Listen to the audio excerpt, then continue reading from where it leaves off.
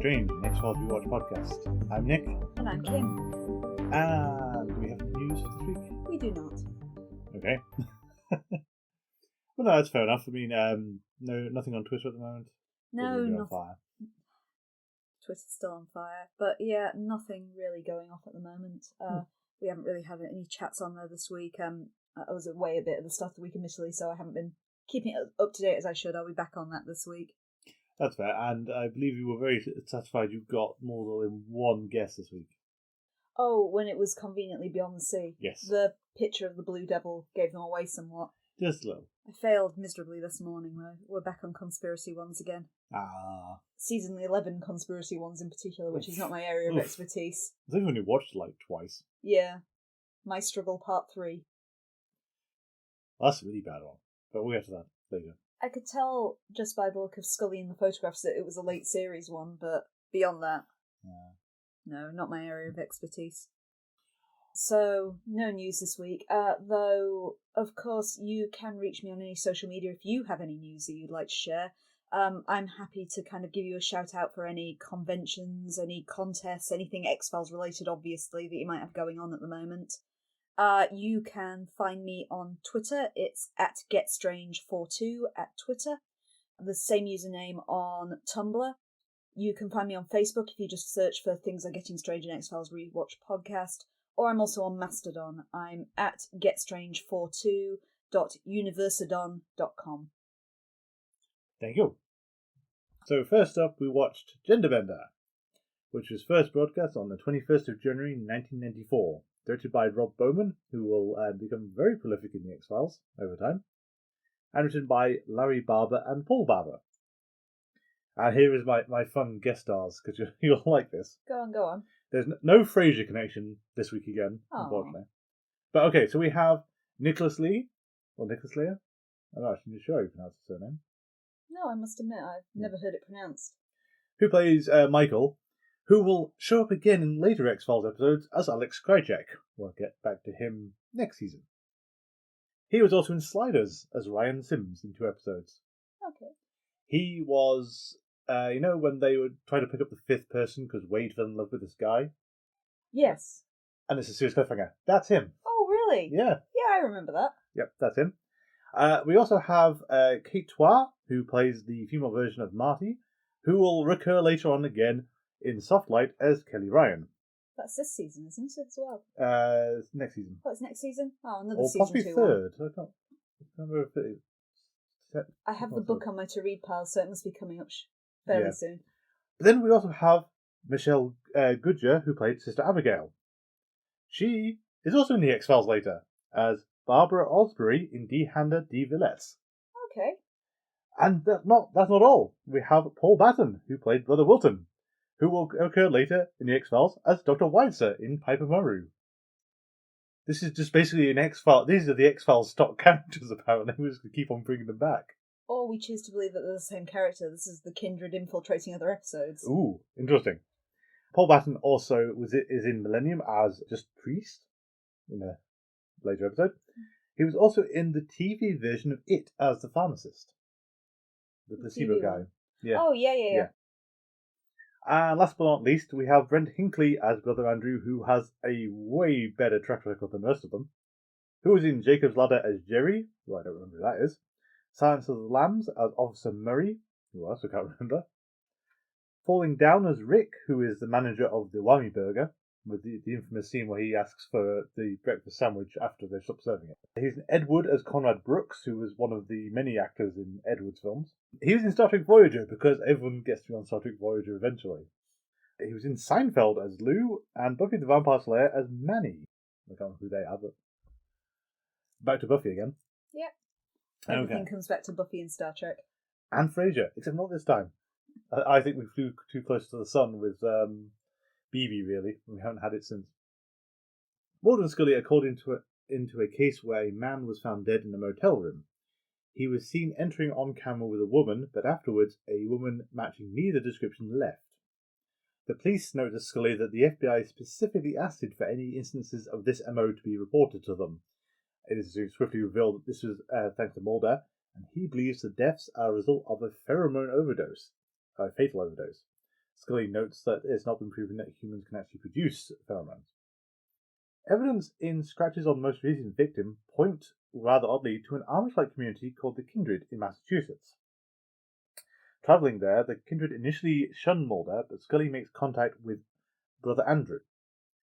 On touching his hand, Scully seems to become entranced by him. Later, Mulder and Scully visit the Kindred directly and are forced to surrender the clips to their guns.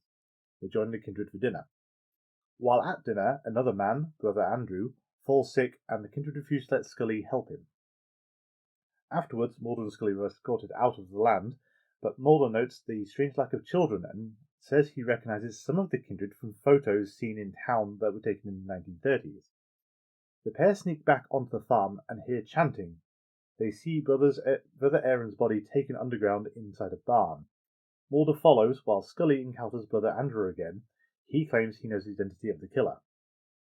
Brother Andrew reveals the killer is Brother Martin, or Marty. He then tries to seduce Scully. Inside the cave system, Mulder sees that Brother Aaron has been coated in clay and put into a cave system. The man is still alive and seems to be more feminine than he was at dinner. Mulder rescues Scully in the nick of time, and both of them leave the area. Marty, who we have seen now switch genders twice, targets a new victim, but is stopped as the pair are interrupted by the police. The man, Michael, retches shortly afterwards, and Marty changes gender and attacks the police officer. Michael relays the info to Mulder and Scully, and they find the previous victim's credit card used nearby. Upon raiding the hotel where Marty is staying, Mulder sees him switch genders again, but is swiftly knocked out. Scully pursues him into an alleyway, but the Kindred appear and grab Marty and vanish. Mulder and Scully return to the Kindred compound to find all are gone. Their crockery is laid out, and the tunnel underground is blocked with a mass of white clay. In a nearby field, there is a large crop circle, implying the Kindred were in fact aliens the entire time. So I think, first off, these days is that I thought this episode was going to be a lot dodgier than it turned out to be. Yeah, I have my concerns about this episode based on synopsis and what I could remember of it, but I thought it was okay. I enjoyed it more than I remembered. Yes, and I think it's the whole influence of Silence of the Lambs and how kind of Silence of the Lambs is seen as not great trans representation at all. And this episode kind of steers around the whole problem, really. Yeah, you only get one brief mention of, well, kind of brief extrapolation that the character could be transgender. And that's the testimony given by Nicholas Lee's character. Yes. In which he kind of is reluctant to tell the police the fact that he saw the person as being a woman and then a man. Yes. Because he's embarrassed somewhat by this encounter because his, I guess, feelings are he just mistook the gender of the person himself. Yeah. Then we also have the weirdness of when you encounter the Kindred in an intimate setting, you apparently lose track of time. There's a whole lost time component to these aliens, like the other aliens, but it's a very weird chemical thing they've got going here. It's more they're kind of hypnotizing people almost. Yeah, but it's always skin contact. It doesn't work until you actually touch them. Yeah, particularly hand-holding seems to be the best way to do this. Always that seems to be the trigger. Mm. I mean, it's not clear if that's the easiest extremity to latch onto. As in, you can kind of, it's not going to look weird in the club to sort of see people touching hands versus... It's nicely not invasive as well, is that I guess the other obvious way you could have done it was by kissing a person. Yes. But that would have exerted more force. The kind of hand-holding is very innocuous. Yeah. So yeah, the episode, despite being made in the 90s, is not as regressive as I thought it was going to wind up being. Yeah, I'd agree with you there. It's still... it's a very weird episode, though, because the whole Kindred being aliens thing that's the last 10 seconds of the episode where that comes in. I think it's a nice twist. It's a nice twist. It kind of feeds on because they seem a bit Heaven's Gate at first. Yes. Because you have all the stuff when Mulder first arrives where they talk about the day of coming, and they have this kind of really tight-knit, almost cultish community, although it's portrayed as being more Amish than kind of crazy religious cult. Yes. But, you've got this whole kind of feeling of them being a doomsday cult and not actually aliens. Yes. I mean, that is one thing where I think the writing does suffer, is they've said the day is coming soon, and The day of coming. The day of coming is soon. And we find out it's like literally like 2 days away. And that would be kind of fine, but there's the point, I suppose, I was going to say, the point is that you'd think they'd be pursuing Marty more actively if they need to get him before the rest of them are taken back, or go back on the saucer, or whatever has come to get them. Mm. But at the same time, you get the end of the episode where they just literally teleport in to grab him at the last second, and I get the impression that did Marty realise that basically he wouldn't be able to escape and he could run but wasn't going to get anywhere, or is this just, I don't know, or was this a script revision and there was meant to be a different conclusion at one point and they've switched it to be aliens later on? I did understand in my research that this one had to be rewritten a lot due to its content. Yes. The whole purpose of the episode is they wanted to do a sexy episode, basically, but had to find a way to make sex scary because it inherently isn't. But a lot of the early revisions that I read got kind of censored out quite early on. There was a comment I read somewhere about how the early cold opening involved someone's crotch rotting away, which I can't imagine how they ever thought they'd get away with that on television, to be honest. Yeah.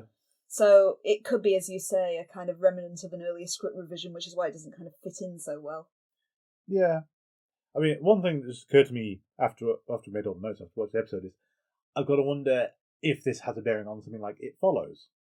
Because you have got that appearance shifting. You haven't got the sex demon, whatever it is, but you've still got a force that is constantly changing appearance.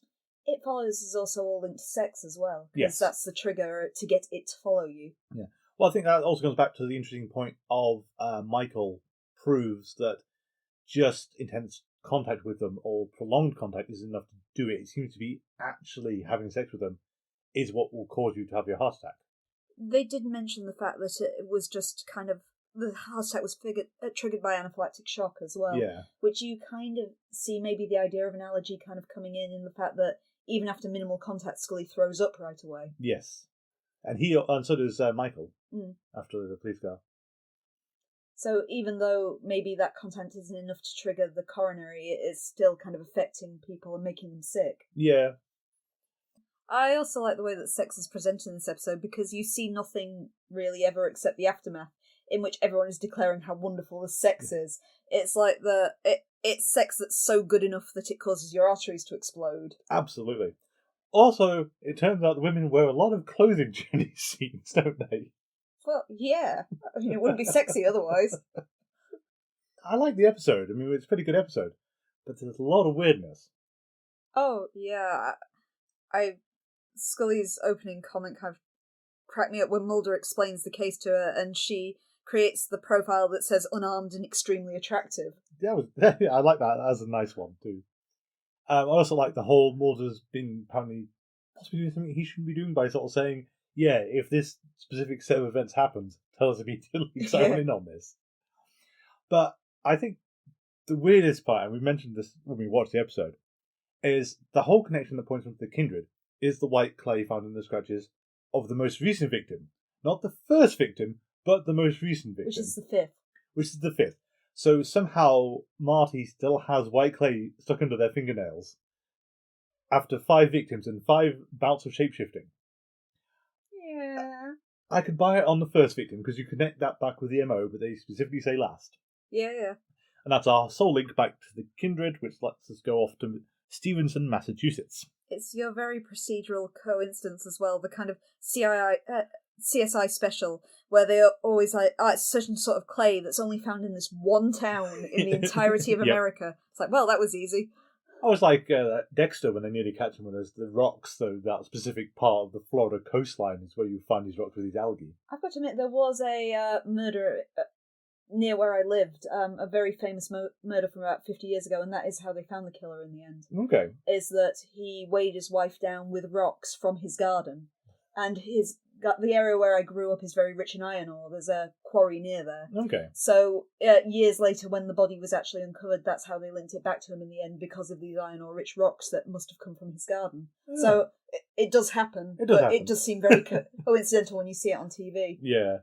Well, speaking of coincidences, we've also got the time cut down for this episode where Mulder goes into the general store and asks about the Kindred, looks at the photos, and then they pull up outside. Spectacularly good timing there for everyone. I wonder as well, though, when you said about the script rewrites, there's that stray comment of rumours of voodoo, and they don't go anywhere with that, and I'm wondering if that's part of how it was originally going. It doesn't mention it anywhere else, but I presume the rumours of voodoo related to that kind of ritual you see with Brother Aaron later. Yes. Where they do have the chanting and the kind of torchlit vigil and them taking him down into the caverns under the place. That's the closest thing in the episode we saw to something that could be a ritual. That's true. Which I guess your passing insular American farming communities could take as voodoo. True. Caverns that make me think very much of Pathologic 2 of all things. Random, but there are cases that look a bit like that in that. I thought it was kind of Giger-esque. It is Giger-esque. I mean, we can also mention the fact there's a prominent bit of Giger art in the episode. In the nightclub. In the nightclub, that is actually a Giger painting. I don't think that's the original they've got, because I don't think you put it in the nightclub if you had the original one, but it is definitely a bit of Giger art they've got. But, so going to Brother Iron then, we've got not clear how this gender transition works for them, because we actually see Marty do it in real time, twice. But Brother Aaron, it's all part of a ritual after his apparent death. Yeah, and that feels like there's like two concepts and the script hasn't been straightened out again. They've got two modes of it and they haven't been gelled together properly. It also doesn't quite gel with Mulder saying, I've seen those same people in the 1930s.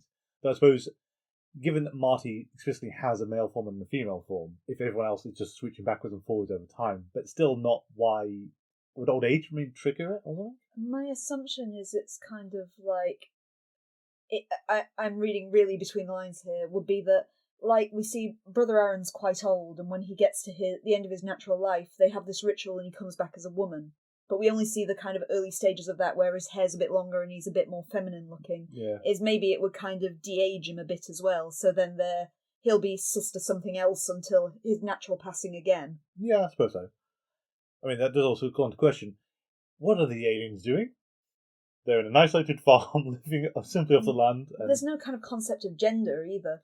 No. Is that they are brother whatever or sister whatever, so presumably when their gender flips, they just switch to the other pronoun. Yeah. I thought it was interesting as well, the dinner scene. Brother Andrew initially doesn't seem like he's any kind of leader, but they then spend a load of time deferring to him.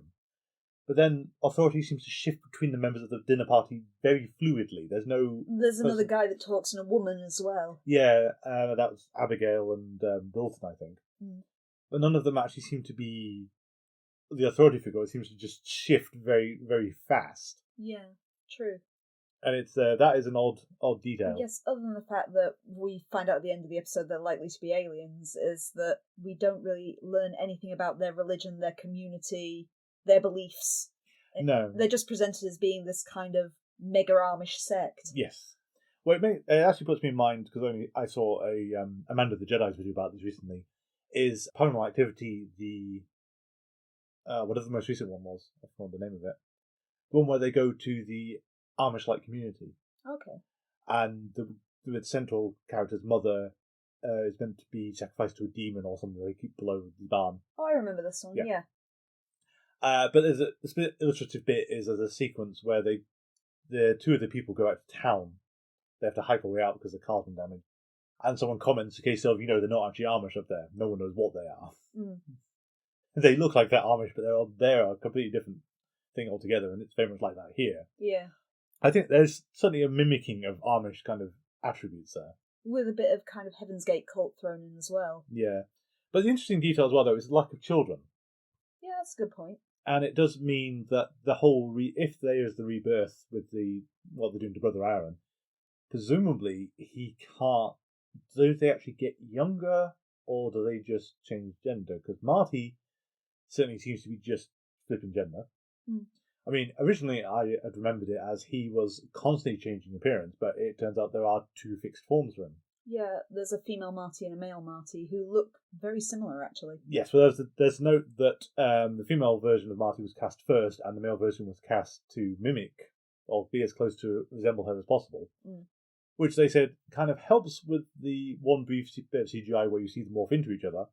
At the same time, they regret it because you haven't got enough distinction for that to actually sort of really land. It's kind of interesting that you only see that kind of effect once as well. I think the other time it focuses on their feet and then pans up and their gender's suddenly changed. Yeah. Mm. At the same time, though, female Marty looks really different depending on which scene they're in, whereas male Marty always comes out looking the same. Yeah, true. I mean, so I did think it was a bit more It Follows-ish, where basically at the start he kills the first guy, then just assumes his appearance, and that's how it's going to go down the line. But no, it's not true shapeshift. Well, not shape-shifting in the sense he can take any form. He's kind of fixed. Yeah, not identity theft either, because he's not pretending to be anyone else. He's always Marty. Yeah. I kind of like as well, though, and as a context for aliens, this is really curious that we've got the Kindred sect, who don't apparently have any much contact with the outside world. They do have to, because they go into town to buy things At the feed store. At the feed store.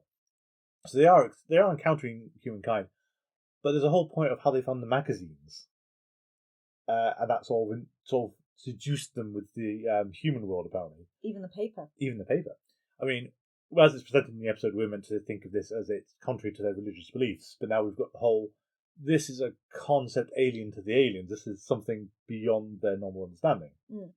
Which is curious when you sort of bring Pilot back into the mix, or Space and Conduit with, I guess it could be like scientists, talking down to the cockroach, the Mothman prophecies kind of mindset. Maybe you're going through the difference between being a biologist and being an anthropologist. That's true, and they're not, and the aliens don't do anthropology, basically, I think, is that implication then. But this is kind of what these guys are, what Brother Marty has discovered. Yeah, is that anthropology is fascinating. That humans themselves are interesting as more than a kind of species you would study. Yeah. It's curious. I mean, it still does feel a bit like it was thrown in there as last minute shock. With the crop circle. It looks a small crop circle as well, whatever that was. Though you said it could be a really tall cylindrical thing. Yeah, you don't know what the spaceship looks like. Got visions that tell from Solo now. It's not burning things, so I presume it's not the Volkswagen Transporter spaceship. We've got a more advanced one. But it's not a triangle, this is a circle one, so this is a circular tower. Maybe you've only seen one crop circle and it's got legs. That could just be one foot cup. That could be one foot cup. I think the wide shot actually does kind of apply that, it's really vast, and I think you'd notice that coming down. But it's also invisible. True. I mean, You're not thinking outside the box. Fallen Angel to give us invisible spaceships and aliens. Yeah. So what? They're not invisible. The first aliens we've actually seen, not invisible. Or ghosts. You saw the space ghost. We did see Space Ghost. So it's second alien you've seen, but corporeal alien then. Yeah, it's evidently a different sort of alien. Yes, but you can't touch because then you'll be smitten. I'm rather fond of the kind of moony-eyed Scully effect. It's predominantly Scully that gets targeted by this alien Scully. as well. Scully, you need a cold shower or 5. I think Brother Andrew and Marty both go for Scully at different points of the episode. Yeah, it's more Brother Andrew. But Marty manages to stop her from shooting him as well at the end. I mean, the teleportation thing, I suppose actually we connect that back to Fallen Angel again, that there's some kind of teleportation they've got going. I still think it's a different sort of alien. It's very clearly not the Predator-style alien from that, or Space Ghost. I do like, though, that Scully, for the first time, is prepared to go and do first aid, but everyone stops her. Presumably her reputation has preceded her. Oh, at the dinner? Yeah. Yeah, that made me laugh as well. No, take care of her own. Don't let her anywhere near him. Somebody choking and Scully's not even allowed to do the Heimlich manoeuvre. Nope. It's probably for the best. She'd just put a coat over him. That's very true. Does this imply, though, that the aliens have some kind of religious thing, or is it all front? Like, we're taking Brother Aaron down into the caves. They're doing a lot of chanting. I mean, it is a very kind of religious-y feel to it, isn't it? I presume that it's got to be something to do with aliens, because as far as they're aware, they don't know Mulder's watching this. No, it's not for the benefit of anyone else. Then again, everyone does keep staring at the one crack where he's peering through and the horses are getting freaked out. It's like, Mulder, this is really bad stealth. Everyone knows you're over there. It's even this ritual is oddly suggestive as well, given the kind of sexual nature of the Kindred, where they've got the kind of their deceased brother and he's naked and they're slathering him in some kind of petroleum jelly. Oh no, it's the clay, it turns out. Oh, is it the clay? It looks transparent when they're doing it. Yeah, apparently it's very watery clay. Ah, okay. So basically, and I think this is presumably meant to be how it got under Marty's fingernails, but you're still going to go, surely, Marty, you had a shower in between all the sex. Oh, we didn't have a shower. Oh, might have done in the human world, I guess. Yeah. So again, first victim, I could understand the clay being there. Last victim, no. It was, though, the kind of sexualized ritual, it made me think of, the Hellraiser movie that has the Auditor in it. Oh, yeah. Where they have the whole ceremony for preparing people to go to hell, which involves, things like that, like stripping them naked and oiling them down and things, and it's kind of the whole sexualized ritual is much the same in this one. Yeah, but we're used to that with a fantastical bent to it, not a sci-fi bent. Outside of Red Dwarf is the only one I can think of. Where they have the creature that's trying to eat Rimmer, and he's got the women who are oiling him up because he conducts electricity better. Ah, yes, of course. Yeah. I can't remember. Was that Terror World, I think? Yeah, might be. I can't remember the name of the episode. I do sort of got a comment though on more the stealth in this bit as well, though, where he says, "Okay, you keep watch. I'm going to go sneak into this cave system, which you've no idea what's down there, or how you can get back out again." But he takes his coat off, leaves it in the barn before going down there. It's all to prevent Scully from seeing as well, because Scully is not allowed to see. Oh, that's true. But the weirdest part I thought though was the fact that Scully gets to see something weird which she can't explain, though she does look away. Because Mulder gets knocked out, he gets to see the shapeshift, but Scully gets to see the Kindred teleport in, grab Marty, and then teleport back out again. Although I don't think she's looking in the right direction when they do it. I believe Scully was kind of out of it anyway as well, as she's kind of under Marty's influence at the time as well, and isn't in the best frame of mind. No. And it's interesting, again, we go back to that, it's interesting that the effect it apparently has on people is kind of just jams your cognitive abilities. It's almost like hypnosis. Yeah. However, it's kind of, you see it in the kind of tone of Brother Andrew's voice in particular while he's making that kind of circular motion on Scully's hand with his thumb. Yeah. Is there something kind of hypnotic about it, although I guess the inference is supposed to be it's his pheromones taking hold. Indeed. So that's a brought up an interesting thing, which I think we should probably note in case relevant later, is the pheromones have human DNA in them. These are aliens, as far as I understand. What is going on there? They have taken human form in some way. They have, but how does that... We'll have to keep an eye on Or at least I guess we've got to assume they've taken human form, because it'd be very unlikely that they look just like humans anyway. We don't know they're not Star Trek aliens. Other than... Because we've only seen ghosts and we've seen the Kindred. And weird blobby predator things that are a guy in a red sheet wandering around the woods. That one's very clearly not humanoid, though. No. And we don't... These ones at least don't seem to be able to possess people. You've got that sort of air of sadness as well, though the episode does not go down this alley in any way, is that Brother Marty has left the Kindred because he wants to be a human, but evidently there's some kind of incompatibility there, given that his pheromones are poison to humans. Yes, and also he doesn't seem to feel guilty for doing this to anyone. No, but it's the effect of they really have to be this segregated from people because they can't fit in if their touch can be poisonous. Yeah. I mean, you could take it that at least the first victim was he needs to support himself in the outside world, and there's going to be lots of very awkward questions if he tries to live in modern society. Again, we're coming back to that whole thing of how did Tombs manage this when you've got no social security, no bank account, no address? So he at least needed to rob that person for their credit card. Yeah. And that makes sense for the first one. And I suppose if there's a running thing of cancelling his credit cards as they go, that could be why he has to keep on murdering people. But presumably it's still the whole he doesn't really want to do that. It might be more of a childish thing as well, because Marty's knowledge of this world has come from porn mags. Not quite necessarily porn. They're not specifically porn. They're weird mixed bag Scully's holding. One of them is Esquire, though, so that's the kind of very FHM kind of thing. But yeah, he will have a skewed version of reality. But it's the kind of innocent child, I'm going to run away and be happier in my new life without the understanding of everything you would need to do that. Yeah. I mean, is he likely to have an understanding of social security numbers and what he needs to get by, given he's lived in this kind of sheltered Amish community? Yeah, who also have no interest in the humans around them. So we also watched Lazarus. This one was first broadcast on the 4th of February 1994, directed by David Nutter, and written by Alex Ganzer and Howard Gordon.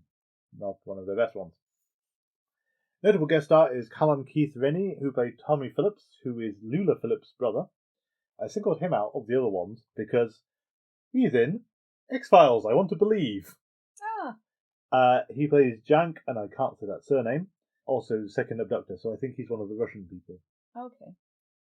He's also in Jigsaw as Detective Halloran.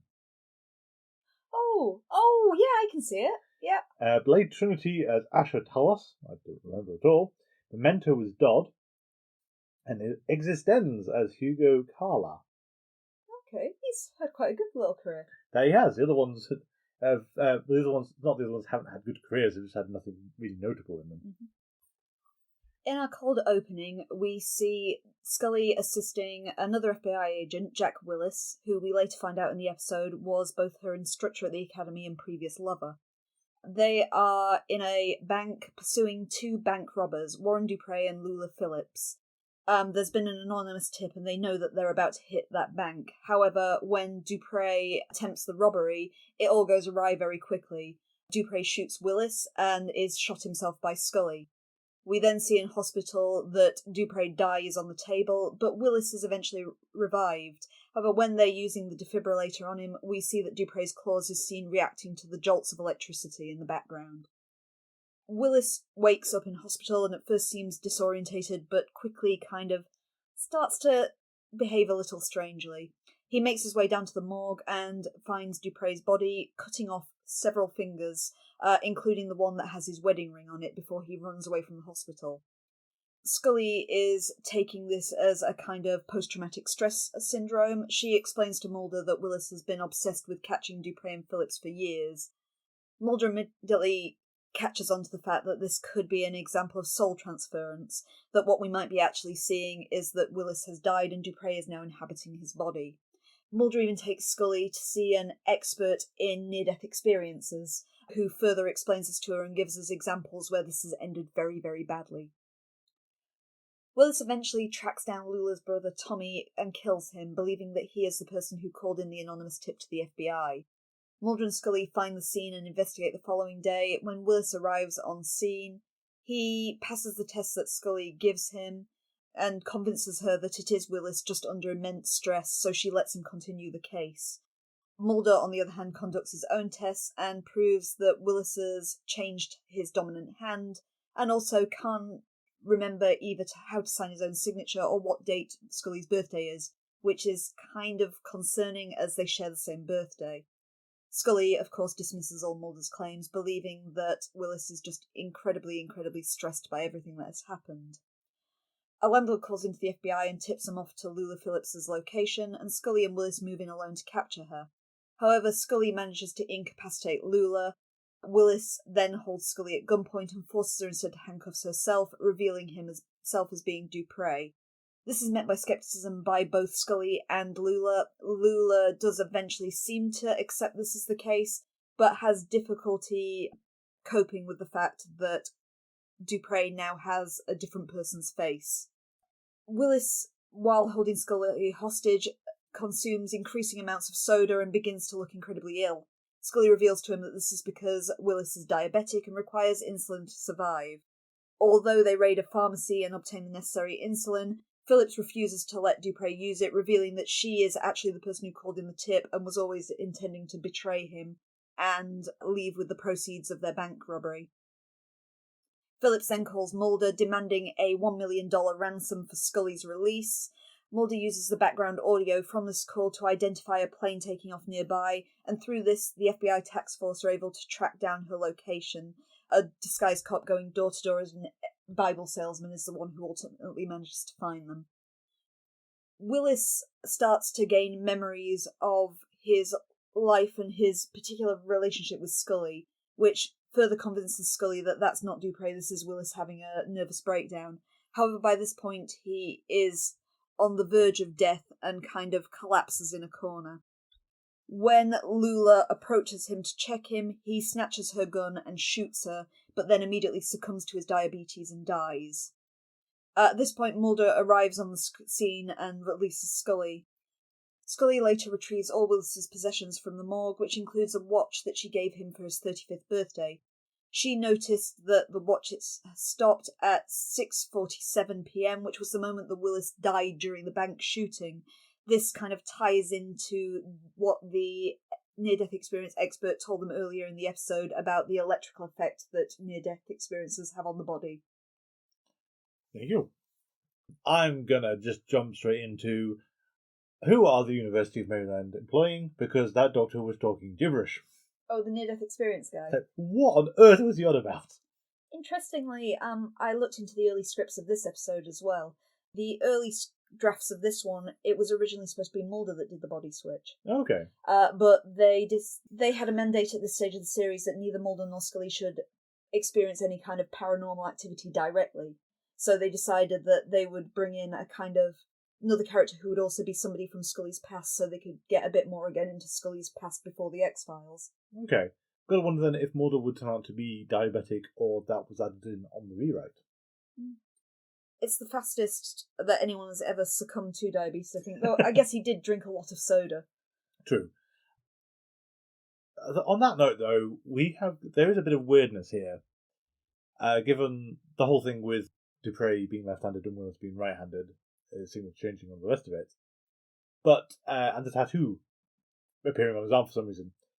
But it's a case of you've got the tattoo appearing, you've got your dominant hand has changed, which I don't think is a purely mental thing, is it? I think that's kind of a physical thing.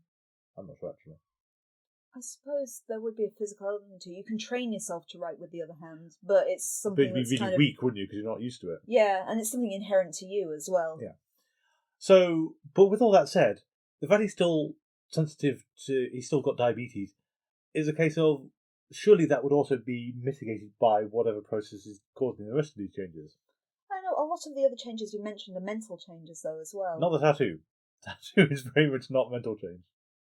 Would it be though? What, the tattoo appearing on your arm? Yeah, because that's something you've done to yourself. It's not a physical aspect of your body, which diabetes would be. No, I suppose so. Because, it's scarring, though. Ghost in the Machine, again, is that if your soul is inhabiting somebody's body, a tattoo is something personal and something you've inscribed on yourself. The diabetes is a feature of the meat puppet. Okay, I'll concede that one. It just feels a bit odd.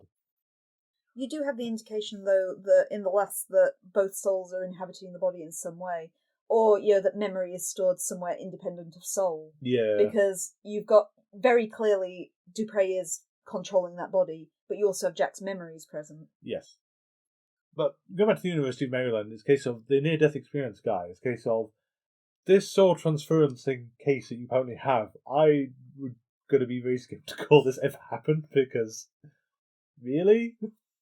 It's also his claim that people who have had near-death experiences can't wear watches. Yeah, I've never heard that before. No, I'm sure that's probably a lie. I mean, near-death experiences are, as far as I'm aware, actually quite common. It's whether you believe them to be supernatural or not is one thing, but a lot of people do have them. Yeah. And I imagine that some of them can wear watches afterwards. You'd like to think so. I suppose the other big sort of kind of weird thing that is Scully had an affair or was actively dating her teacher at the academy. Who's not much older than she is as well, we discover at the end of the episode. No. There's maybe only 5 or 6 years between them. But that's the kind of thing you're not meant to do with your students, is it? No, it's normally frowned upon. It's normally frowned upon, yeah. But yeah, that this apparently is Scully's ex. Scully, you want to explain what happened here? He's very un-Scully-like as well. He is. And that whole thing of them going up to the cabin and him having to wrap her in blankets and everything, it's all romantic, but you look at Willis and go, really, Scully? Well, Scully doesn't really strike you as a person who'd like going out ice fishing for a date either. No, that's very much a kind of Mulder thing. Jersey Devil, the one time we've seen Scully on a date, it was your very standard wine and dine. Yeah, it's not quite sure what was going on here. Yeah, it feels weird that this guy is her ex. Yeah, he is a bit... Maybe Scully just attracts bland people. I mean, we had nice but bland in Jersey Devil, and now we've got nice but bland here too. We don't seem to be nice for the most part. We don't seem to be obsessed. We see that they did fun things together. They always went to the same bar on their birthday, which I guess in first they dated for a while. That's true. She bought him the nice wristwatch. They evidently had fun together. Yes, well, you'd hope so. I mean, it does also mean that we know Scully's birthday. Yeah, we do see Scully's birthday. It was February 23rd? Yep. But no year yet. No year yet. I think we're going to check how often that comes up. Although Scully does say 2 months early, implying that this episode is in December. So we've got a Christmas episode. Yay! It broadcast in January. And you don't see any kind of Christmas trappings in the episode whatsoever to support that. I'm wondering if someone wasn't actually paying attention when they put that line in. Well, plus Beyond the Sea was set in December as well. Yeah. So we've either That's true. cycled around a full year, or this episode happened very close after that one. Or we just haven't been paying attention to what we've been saying. I think the latter. But yeah, that is a good point. We actually do have some kind of continuity with Beyond the Sea there. However, Beyond the Sea was very clearly set at Christmas, which means that this episode and Genderbender have to come very close succession. Yeah. And Mulder does not believe in Christmas decorations for the office. Poor Scully. Poor Scully. I did kind of like... While Mulder does again jump to the correct conclusion based on nothing, I did quite like the little test, though, with the birthday card. Yeah. And the fact he's doing it all, very casually, very happy, smiley. Just says, "Oh, I've got a birthday card for Scully," gets him to sign it. But he's already jumped to the conclusion by this point, which he got by looking at the electrocardiogram, which looked like at the start of the episode it showed 2 heartbeats, and Scully immediately comes out with about 6 reasons that this could happen. Yep. And Mulder still, of course, believes in the supernatural explanation for it. He's trying to make up. He's very desperate to not remember Eve and get past Eve where he was wrong. Do you think that make him more his cautious? little speech in Beyond the Sea as well, where he tells Scully, "Oh, you only need to believe in the supernatural when it's the truth." It's like, Mulder, she's given you these 6 rational explanations for this, and we're still going for soul transference as the truth. He's right, of course. Of course, he's right. Well, sort of soul transference. I mean, there was the bit you liked as well, where they're using the paddles on a Jack's dead body. On Jack's body. Yeah. But Jack's body and then the dead body of Dupree is reacting. But you can have your rant. Yeah, you don't use defibrillators on dead body. I know Hollywood likes us to think that you use defibrillators when someone flatlines, but the point of a defibrillator is it's supposed to reset the heart when the heart's fibrillating, which means that it's beating irregularly. If the heart has stopped beating, running a jolt of electricity to restart it will do no good whatsoever. But that's my first aider rant done.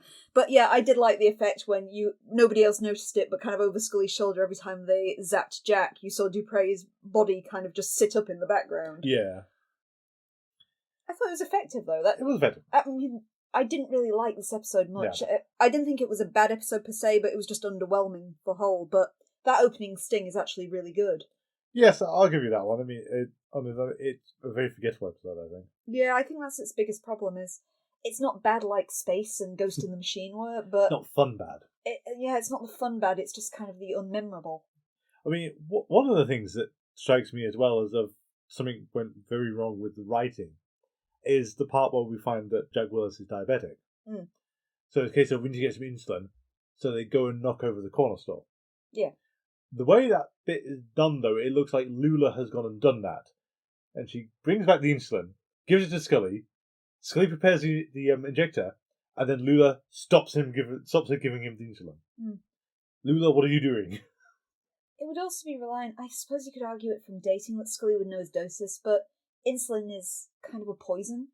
Yeah. You need to know the exact dosage or you can make someone a lot worse. Well, this is Scully, Master of First Aid. Yeah, Scully and Master of First Aid. I suppose you could use the argument of maybe she's been close enough to help him with his medication in the past so she knows the dosage. But at the same time, administering insulin to a diabetic person kind of isn't just something you can just do. No. It's not like taking an aspirin. But what was Lula doing, though? She apparently went and knocked over this corner store and always intended to never give him the insulin. Yeah. Maybe she kind of changed her mind. Though she was the informant at that, so she had no desire to let Dupree live. No, I don't know what was going on there. I didn't touch on their weird relationship as well, but it kind of briefly gives you their backstory in the episode of he was a prison guard and she was a convict. Yeah. And then they fell in love and went on to murder a whole bunch of people. And rob banks. So it's the match made in heaven. Are we paralleling dubious relationships? Because prison guard and prisoner, that's a no-no. Student-teacher, also no-no. That's a good point, actually.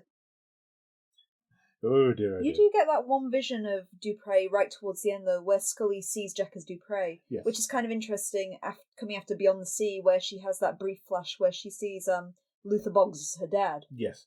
Well, I made the note there of that this is the Exorcist III again. That film has really influenced the X-Files. Yeah, it is the effect of the Exorcist III, but does it kind of infer that Scully's got some kind of supernatural power? Or at least she's sensitive? It could be. That's kind of the second time Scully's seen a ghost. That's very true. Or would it be obvious to anyone who was there? I mean, We don't know. Or you go as this Scully in an extreme stress situation in both times, just kind of her brain playing tricks on her, which I'm sure is how Scully would take it. Yeah. Oh, yeah, that's almost certainly going to be her explanation, given she's been knocked around a bit and handcuffed to a radiator for a while.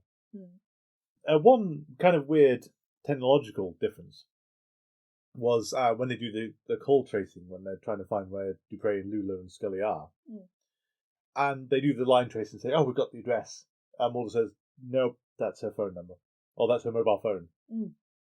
It's an interesting one because these days, tracking a cell phone is a matter of course that people can track the location of a cell phone relatively easily. Yeah. I don't know if that was implausible at the time or it's basically the way the phone system worked. They're looking the registered address for this phone number rather than its geographical location. It might have been the kind of thing that was impossible at the time because phones weren't computerized then. Yes. Though I did think it's also weird that this episode, Mulder has a cell phone. He also has a pager. Does he? Yes. When they find the thing about the plane, the audio call where she's phoned in and you can hear the plane in the background. He goes off to talk to the audio specialist. At one point, though, he does get out a pager. Pagers, we're going into old tech here, is that pagers used to be a thing that you had pre-cell phones, because the whole point of a pager was it had a SIM card and everything, is you could call the pager and it would show the number of the person who was calling you. So you then go to a payphone, ring that number back. Oh, that's how they work. That's how they work. That's the whole function of a pager. It's kind of interesting. I've never really thought about it before, having never even seen one. I know, this is old stuff that you just don't have anymore. But the whole point is, when you go into the cell phone era, there's no reason why you can't call the cell phone. True. I was just impressed that he recognised Scully's number off the bat. I couldn't even recognise your number if it came up. No, but what does that say about our whole Sculder thing? That's your Sculdership away. He already knows her number. He is very concerned about her again. So I've got to say, there's a brief bit of Mulder's reputation. It's kind of a blink and miss it bit. But the choice of words was kind of weird. Oh, the guy on the task force. Yeah, he just says, what do you think is some kind of alien virus? In this case of, those are some very odd words to just throw around attributed to Mulder. Yeah, we haven't even had an alien virus. No.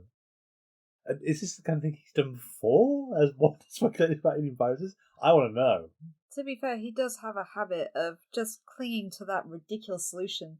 I mean, he's already shouting about near-death experiences. The other thing that I kind of got was a bit weird is when Jack goes to talk to the brother and kills Tommy and kills him in a hotel room. And then you go to the body the next day, but you get the comment of the rats got to him first. Because of how fast? And entirely ate him. Yes.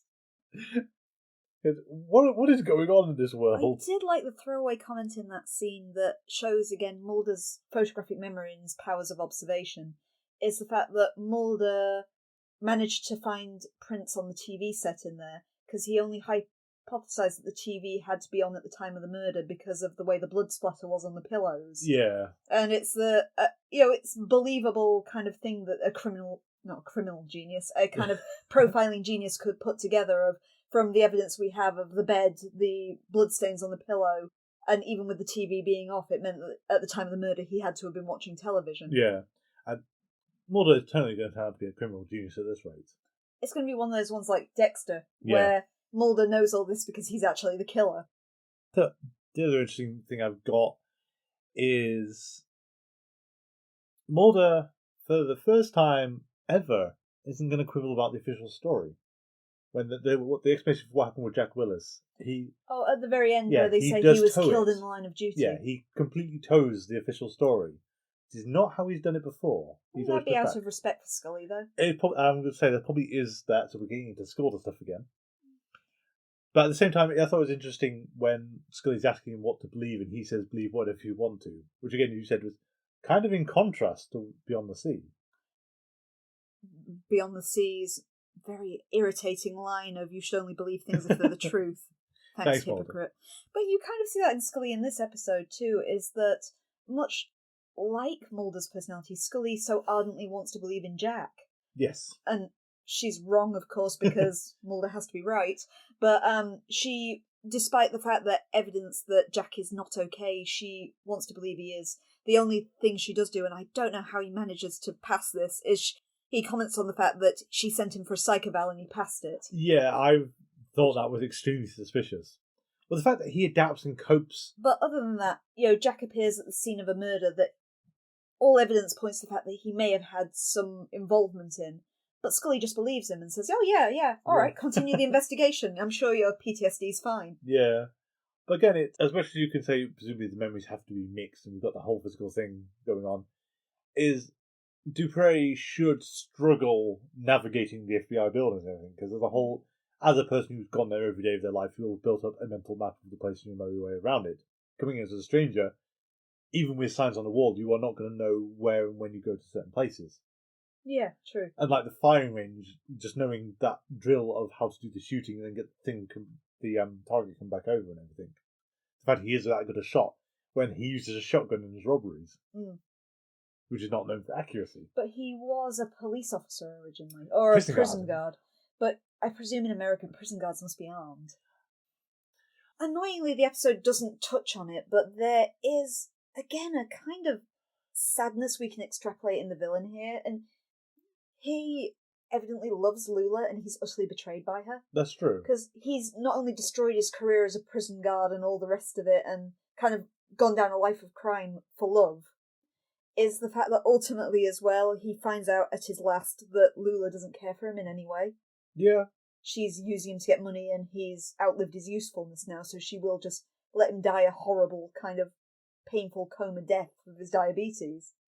Yeah, I mean, it's also debatable whether she wanted him just to be arrested in the bank or she was expecting to shoot him.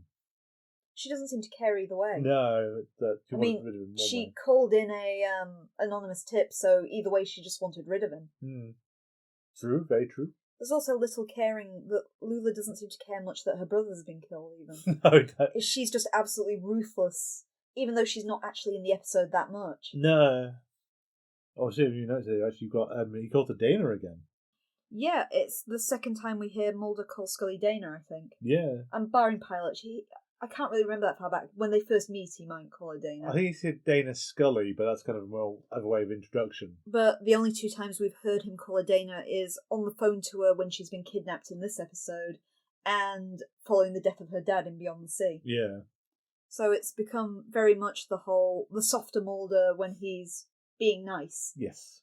Whereas normally they're just Mulder and Scully to each other. Yeah, I don't think we've ever heard her call him Fox. No, I don't think we've heard anyone call him Fox. Well, again, as we said last week, not even Phoebe called him Fox. It'll be interesting to kind of listen out, though. Is there going to be a point where she does call him Fox? Oh, will anyone call him Fox? As always, thank you for listening. Next time we will be doing Young at Heart and EBE. I remember one of those episodes being good. Yeah. And I think we had to skip on it last week, but we're back. It's time for Kim's Conspiracy Corner. What we actually see this week in Genderbender is possibly another species of alien. It's the first time we've actually seen a physical alien directly. Previously, we've only seen vaguely an invisible one and Space Ghost. But in this episode, we see an alien that's taken physical form, specifically human form, and is able to switch between genders, though it doesn't be able to change its form much beyond a male and a female version of itself. These aliens are also capable of teleporting,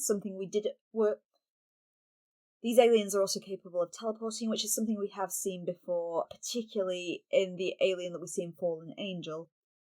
They also may be capable of invisibility, or at least they have some way of concealing their craft, which does seem to be a different craft to the ones we've seen before. It's not the pizza-shaped one, or the one that I keep calling the Volkswagen Transporter that emits extreme heat. Oh yeah, that field would be raised if it was that one. It does, however, make the classic crop circles, which is the first time we have seen that in the X-Files. Yes, so they were alluded to in Fallen Angel, because Max was asking him about the photos, and Mulder thought they were all faked. At least that example of crop circles. Yep, true. We also see that not all aliens are malign, with the exception of Brother Marty, who has gone off AWOL a bit. The Kindred, this faction of aliens, do seem just more interested in kind of living their lives in peaceful. They don't seem to have any interest in humans whatsoever, and just generally want to be left alone. Which does show the fact that aliens in the series aren't necessarily our enemies. Yeah. It still begs the question of what were they doing up there? We do, however, see that even without implants, these aliens can be dangerous and are able to control humans, even if it is just kind of hypnotic suggestion. They also aren't capable of intermingling safely with humans, and prolonged exposure to them does cause sickness and eventual death. With this like how their prolonged experience is like in literal minutes. That's only direct touch, though. I mean, they had a whole meal with them, and it didn't do anything. It was direct skin-on-skin contact. But if once you touch them, you've got literal minutes before you die. Prolonged contact contact, yeah. Or sex. One of the two. Sex is fatal. Sex is fatal. How very 90s. Yeah, that is a very 90s attitude to have. Sex, bad. Dear, good. Wait. Particularly, do not have sex with aliens. Seems to be the moral of Genderbender. Thank you. Our social media, again, is... Facebook is Things Are Getting Strange, and X-Files Rewatch podcast. You just have to search for us, unfortunately. It's not that catchy. Twitter and Tumblr are both GetStrange42. Mastodon is at GetStrange42 at universadon.com. And our email is thingsaregettingstrange42@gmail.com. Intro music is Envision by Kevin MacLeod. You can find that on incompetech.com. It's licensed under the Creative Commons by Attribution 3.0. Thank you for listening, and until next week, all lives lead to the truth.